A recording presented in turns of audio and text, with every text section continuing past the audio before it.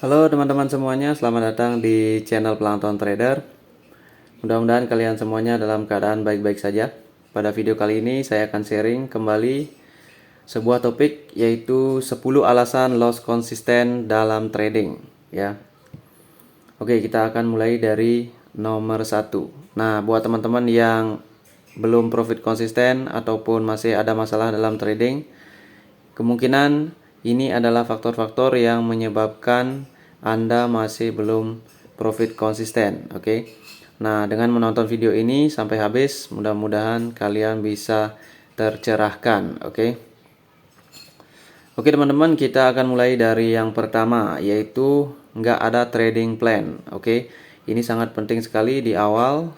Sebagai pemula khususnya, kita pasti tidak memiliki trading plan karena kita hanya mengejar profit. Oke.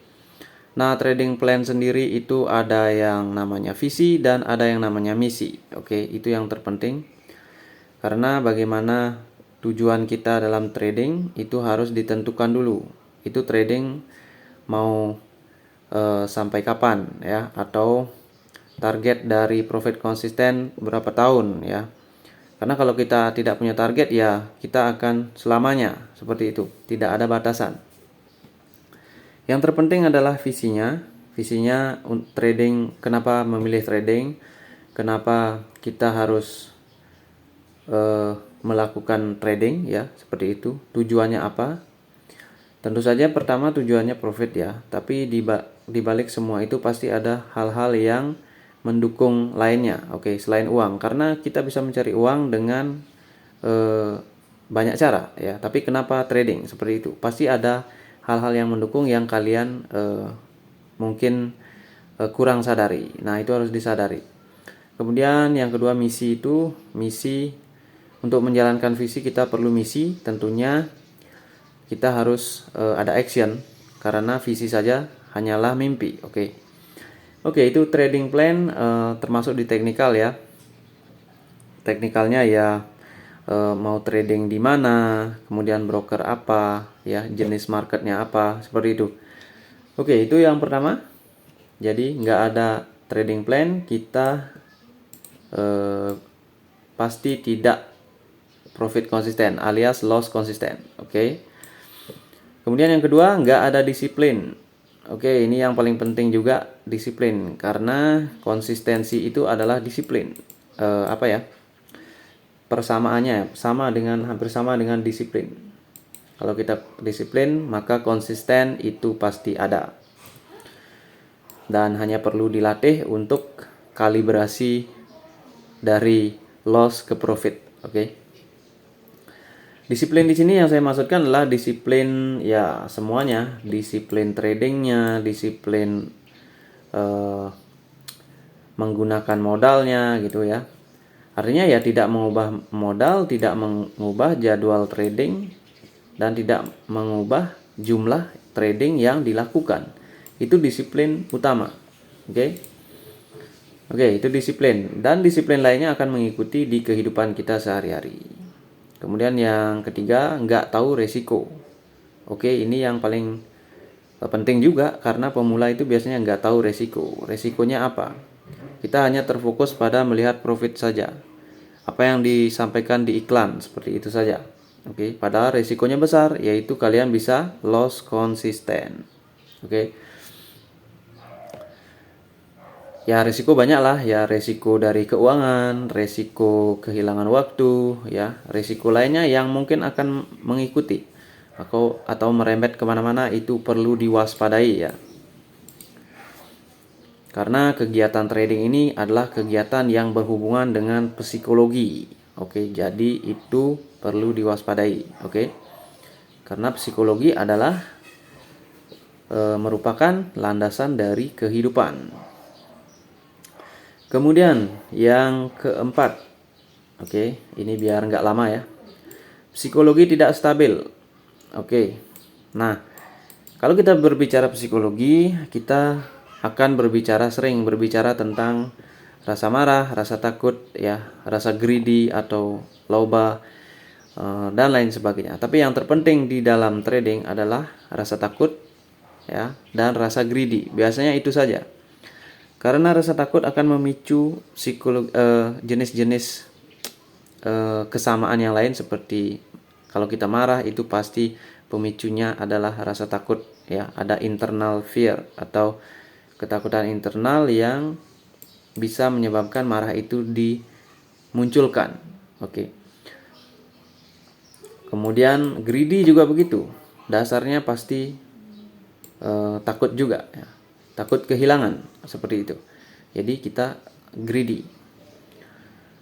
Oke, itu psikologi. Kalau masalah psikologi ini tidak bisa dikontrol ya.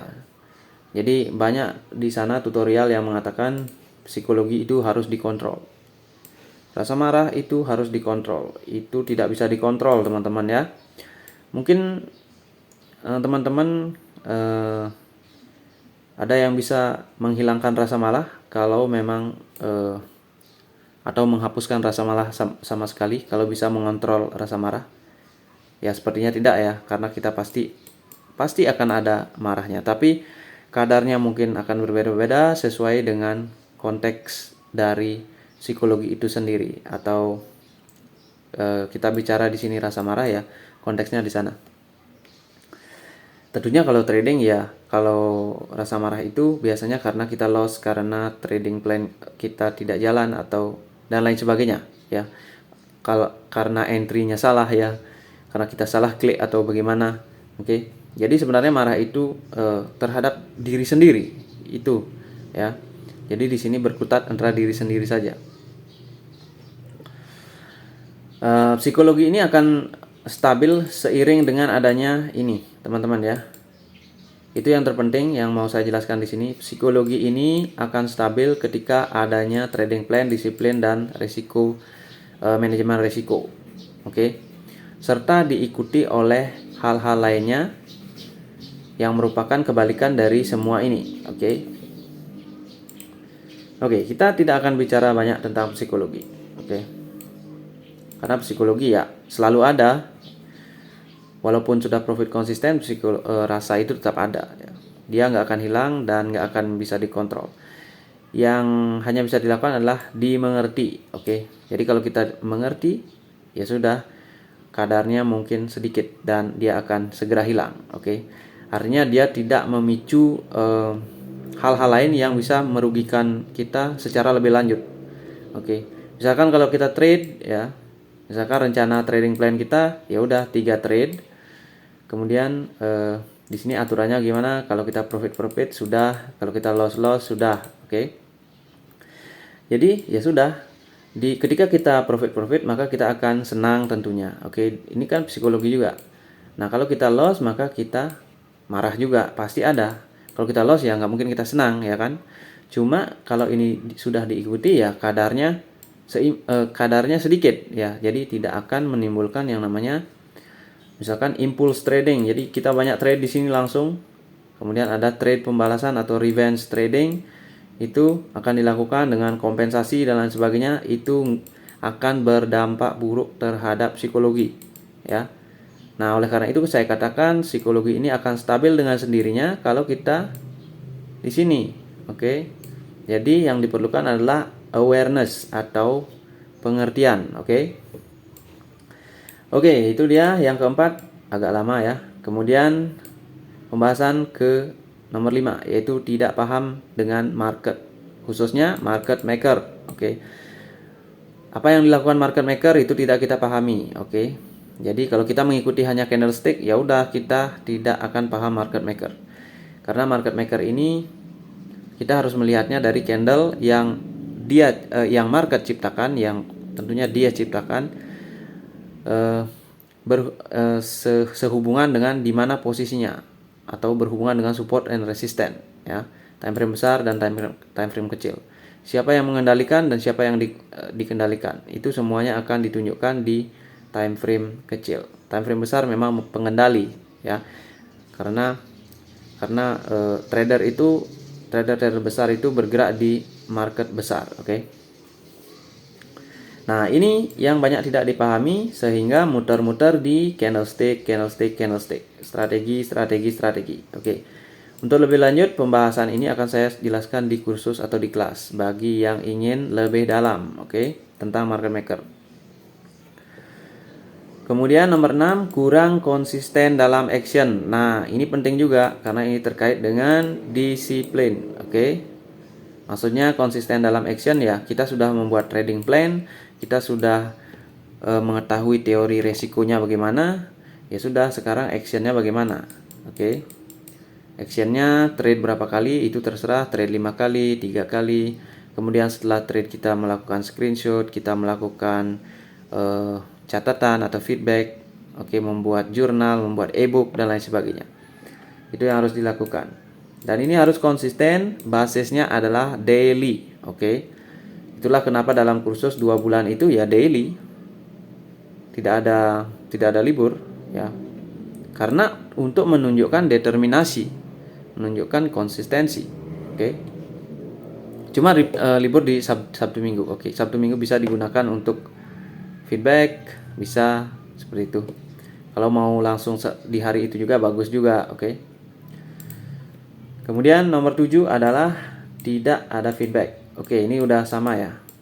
Yang tadi feedback yang saya maksudkan adalah ketika trade selesai, trading plan selesai, lakukan yang namanya screenshot trading, oke. Kemudian jelaskan bagaimana, kenapa Anda mengambil keputusan itu, keputusan buy, keputusan sell, oke.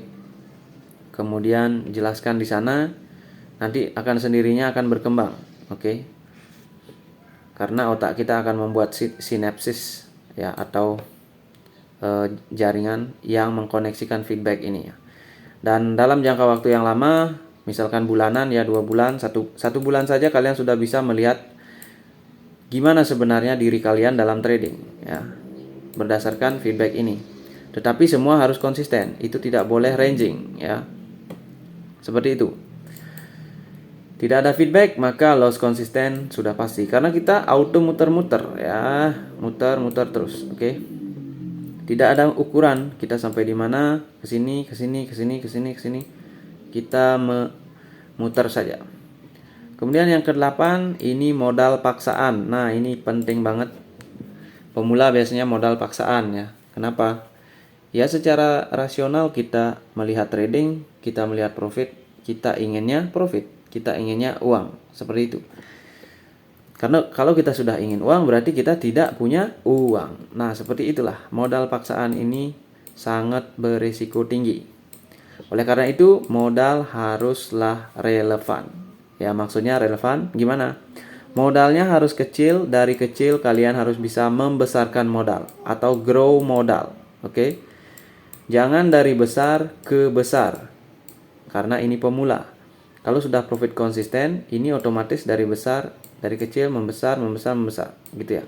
Jangan langsung dari besar menuju besar, sementara kita ada di bawah sini. Jadi kemungkinan lain juga kita bisa jadi kecil, ya. Ini banyak terjadi karena kita nggak punya pondasi, oke? Kalau di sini mulai dari kecil, banyak pondasinya, ini akan sulit ranging, ini akan menjadi trending ya. Jadi karir kita trending ya. Kalian lihat di trending market ini pasti ada yang namanya retracement, istirahat, atau fase di mana kita jenuh, fase di mana kita harus istirahat. Oke. Kemudian itu modal ya. Terkait modal itu sangat simpel sebenarnya. Jangan pernah menggunakan modal paksaan. Gunakanlah modal yang bisa kalian, seandainya hilang 3 kali dari jumlah modal tersebut, kalian masih bisa tanggung. Itu modal yang bagus ya, yang sesuai. Ini seandainya ya. Seandainya kalian punya modal misalkan berapa? Kecil saja, $50. Oke. Sekarang status kalian, jika kehilangan $150, kalian tidak kesulitan dalam hidup ya, dalam kebutuhan sehari-hari seperti itu. Maka ini masih bisa dikatakan modal yang bagus. Oke. Tapi kalau kalian sudah bermasalah jika kehilangan 3 kali lipat dari ini, maka ini jangan dilakukan karena ini sudah berisiko tinggi dan itu jatuhnya kembali ke psikologi, tidak stabil ya. Maka tidak stabil akan loss konsisten. Oke. Kemudian yang ke-9 adalah terkait dengan psikologi juga, yaitu sabar, kurang kesabaran. Artinya kurang kesabaran ini banyak, tidak sabar membuat feedback, tidak sabar dalam trading atau action ya. Misalkan bosan atau banyak akan ada banyak halangan. Oke, dan hambatan yang harus kita tembus atau kita break, oke. Oke, terkait kesabaran kalian sudah paham lah semuanya ya. Apa yang dimaksud sabar? Sabar itu luas ya. Bisa di dalam tindakan, bisa di dalam kehidupan kita, dalam menerima sebuah argumen atau apa ya. Kemudian nomor 10, tidak mengenal batas waktu, khususnya waktu trading ya. Jadi kalian dari pagi sampai sore trading saja ya. Itu akan menuju loss konsisten. Ya, ini sudah 99% ya. Oke. Jadi hindari yang namanya trading tanpa batas waktu. Sabtu Minggu juga trading, itu sudah tidak mengenal waktu, oke? Ngapain gitu ya? Kemudian untuk tidak mengenal batas waktu ini di dalam kelas itu pembelajaran juga harus mengenal waktu ya. Kalau kursus yang saya berikan, pembelajaran itu cukup 30 menit nonton video ya.